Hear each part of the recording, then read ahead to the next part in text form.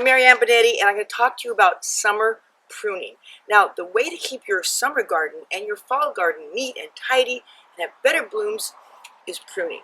So, this first plant, I'm going to talk about 3 different plants. This first plant is a poppy, an Oriental Poppy. Now, you can see it's already flowered. These are the seed heads. I'm going to cut off these stems. I'm going to save these seed heads because I have a friend that wants to grow Oriental Poppies, and these are like little pepper shakers, because inside of them, pop off the top, they're full of the seeds. So I'm going to put these aside, seed pods, store them in a brown paper bag, hand them off to a friend who will then in the spring open them up and shake the seeds to the ground. So now I am left with all these greens. Now, because it's an Oriental Poppy, I can cut the greens back very easily right to the ground, and it will not affect next year's bloom.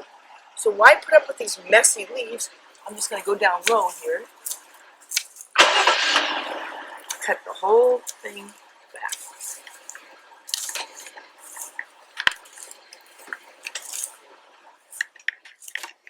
Okay, now you notice what I'm kneeling on here is my little kneeler that I use for my summer pruning. I can have it like this, or I can take this little handy dandy thing and it turns into a seat for sitting down.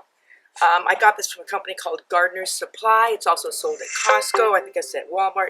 It's a very handy little tool for doing all your summer pruning.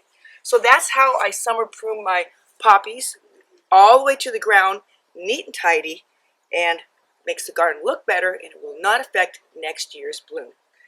Got a couple more plants to do for summer blooming, so stay tuned. This has been Marianne Benetti with easy answers for great gardens.